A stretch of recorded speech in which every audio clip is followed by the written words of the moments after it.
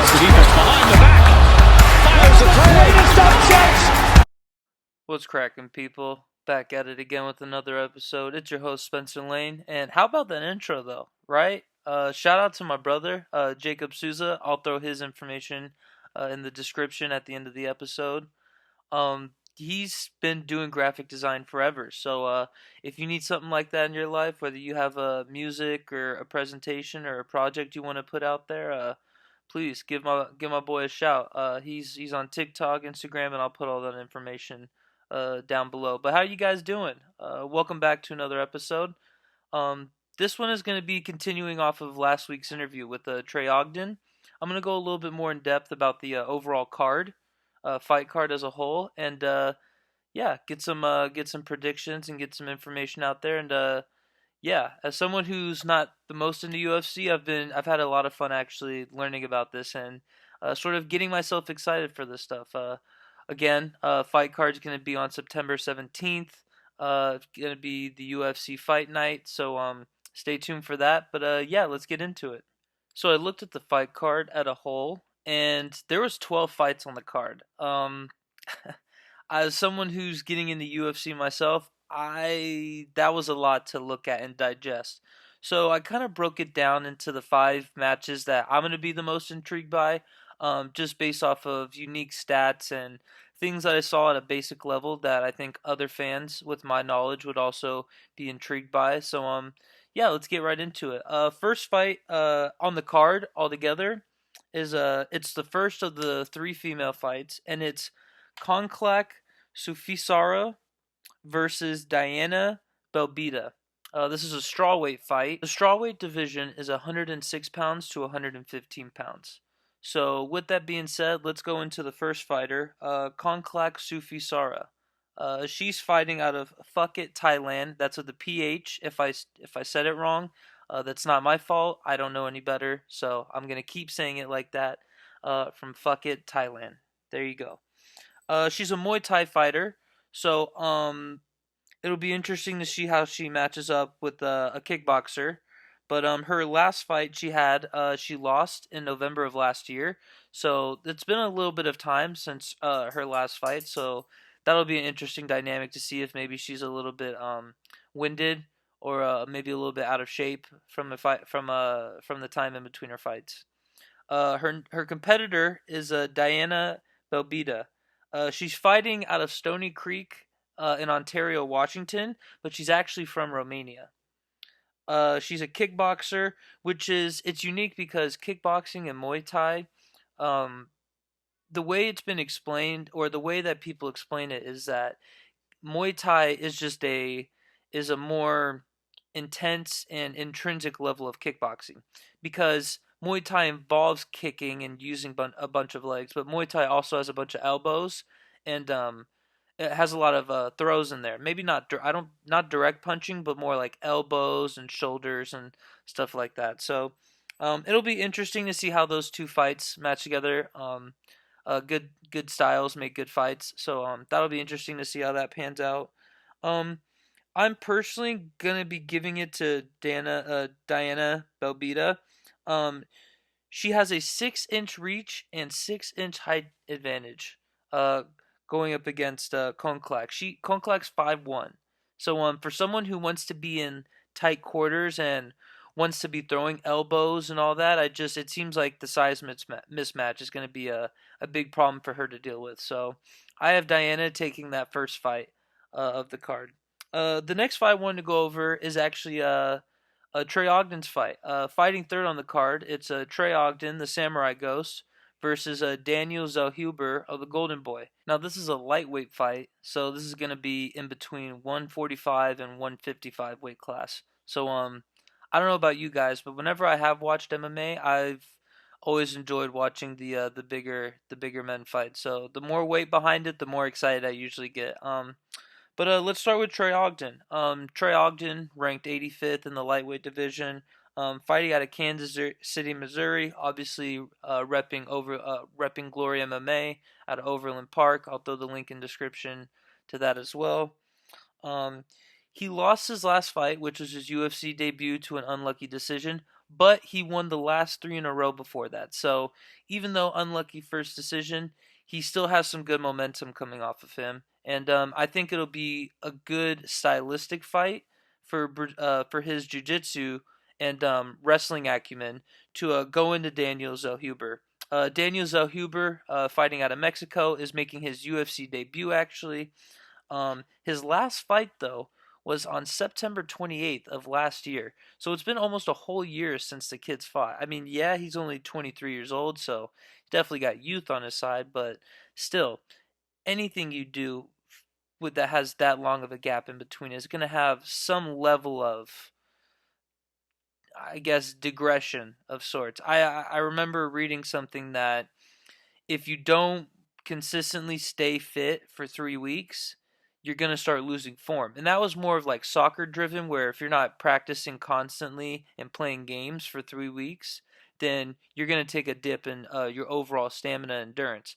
But fighting's got to be probably shorter, or it's got to be just different because, yeah, you can run around forever, and yeah, you could have all the stamina in the world, but I mean, getting whooped on and learning how to get through that and how to pick up stamina after you've been taken down or you've been kicked in the head or any of the million bad things that could happen to you in an octagon, right?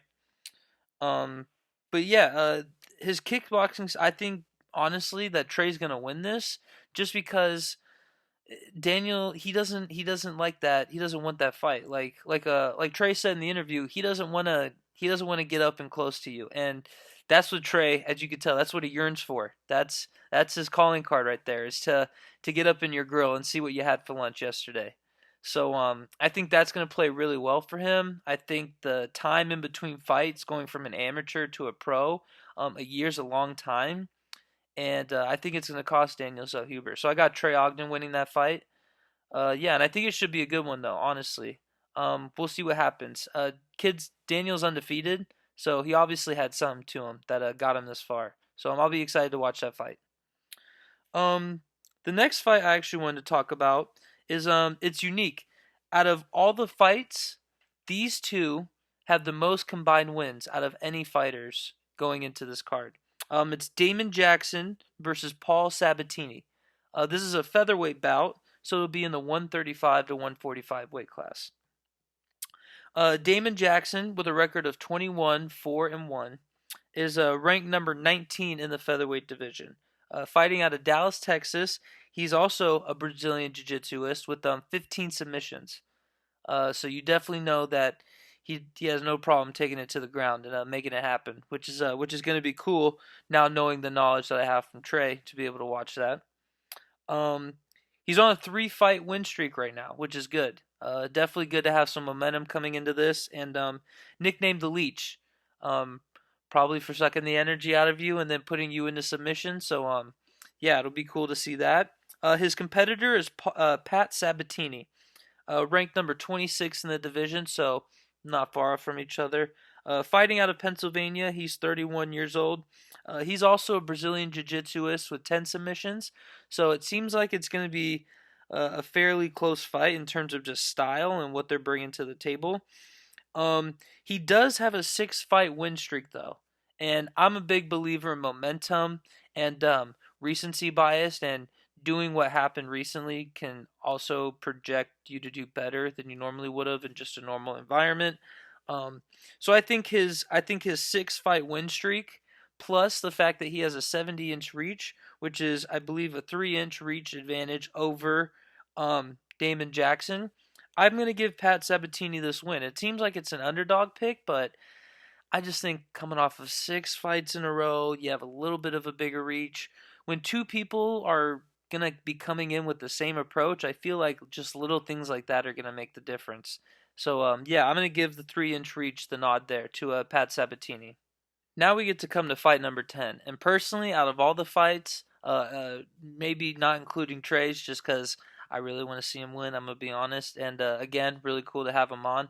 This is probably one of the most intriguing fights that I see on the card here. At fight number 10, we have Chidi Njokuani versus Gregory Rodriguez. This is a middleweight fight, so this is going to be the heaviest fight of the night. 175 to 185 pounds. Like I said, part of me is excited just for that because I love to see some big boys move around as a former big boy and current big boy myself. But let's first get into Chidi. Chidi Njokuani, ranked number 30 in the middleweight division, fighting out of Dallas, Texas. But his parents are actually from Nigeria. So in case you're wondering, that's where that comes from. He's a Muay Thai fighter. 14 TKOs.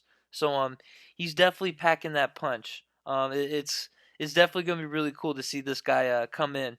And in case you were thinking the 14 TKOs wasn't special, he's 6'3" with an 80-inch reach. I believe if that's 12 inches a foot, 12 times 5 is 60, 72. It's almost, correct me if I'm wrong, that's almost an 8-foot reach.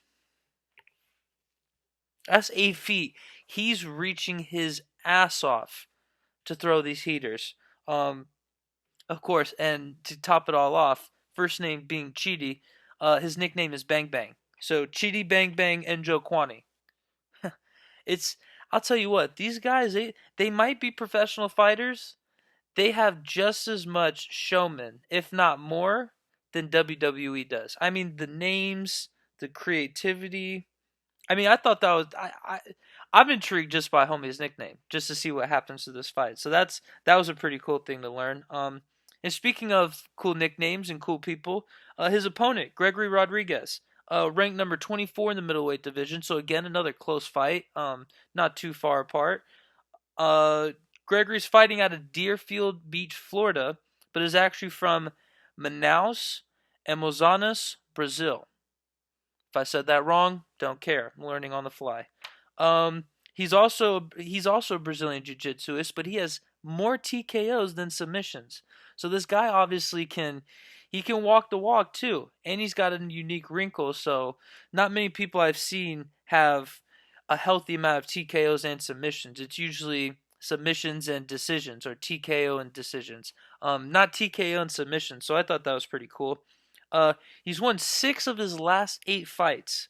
This Gregory Rodriguez guy has, and that's only because not his last fight, but the fight before he had lost. So recently he's 6-1-1 with a tie because he had a tie. The fight was in April. No, it was in April or May of last year when he drew his one fight. So this guy's got energy and momentum like none other. Nickname RoboCop too. I mean, that's pretty cool. I mean, Gregory RoboCop Rodriguez. That's pretty hard nickname. There's not much for me to talk outs after that. He's standing 6'3" with a 76-inch reach. Personally, I'm gonna be honest. I went a little biased here. I think Bang Bang is a really cool nickname, and I'm gonna give him the nod on that because this fight seems like a pretty big toss-up. I think the Muay Thai is gonna give him the advantage, that fighting style, being that he has the longer reach. I think that'll benefit him more.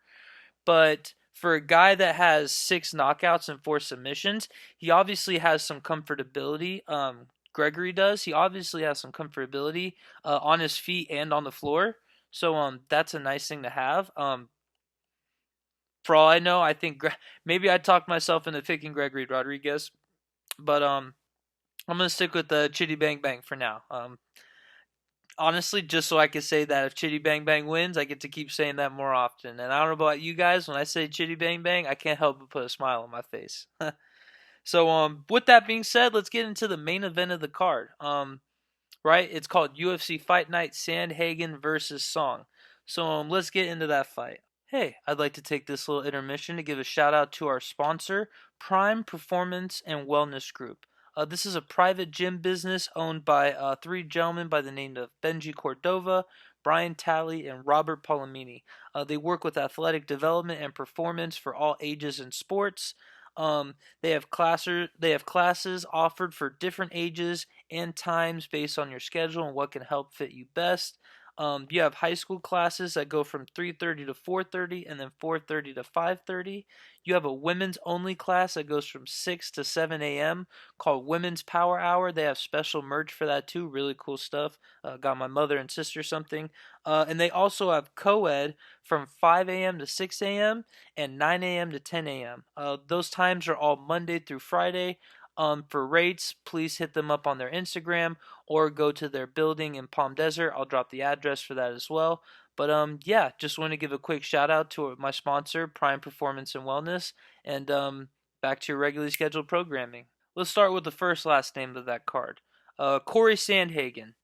For starters, this is a bantamweight fight, so this will be from 125 to 135 pounds. So the scrappers, which I had a buddy, shout out to Joel Avila. I had a buddy in high school who was a state qualified 106 pounder. So just thinking that it might be one of those matches. It's always fun to see guys fly around, right? That's the whole point of combat sports, is to see the sleepers and the flyers. So it'll be cool to see that. But yeah, Corey Sandhagen ranked number 4 in the bantamweight division. Actually ranked number 23 pound for pound fighter in the world right now. And on top of that, he is ranked the 51st best striker in the history of MMA. So in terms of just straight pockets, as in put him up, he's the 51st best all time to ever do it. You can laugh and say that. He's good enough to get a number. I don't know how many guys I've seen go out and fail getting a girl's number. This guy got regarded by a fighting brand historically to have some of the best hands in the history of the sport. I don't care what you say, that's impressive as hell. Also, and as you can tell, he's a striker. So if he was anything else, I'd be shook. Only has 6 TKOs though, so definitely known for just sticking in there and duking it out the hard way. Only thing though is that he has lost his last 2 fights, bringing his overall record to 14-4. But he is 5'11" and has a 70-inch reach, which both of those are better than his opponent, which I'll get into a little bit. But being a fighter and having a height and reach advantage is definitely got to be a good confidence booster, if anything. Just knowing that if you can punch someone, they'll have a harder time to hit back out of sheer reach issues. I think that'll do good for him. But let's talk about his opponent, Yadong Song.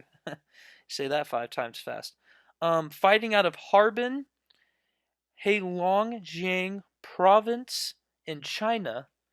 The 24-year-old is ranked number 10 in the bantamweight and is actually number 75 on the pound for pound list. So maybe not in the same cloth as Corey Sandhagen, but he's 24 years old. I mean, this kid has already hit the ground running. He's a striker with 8 TKOs himself.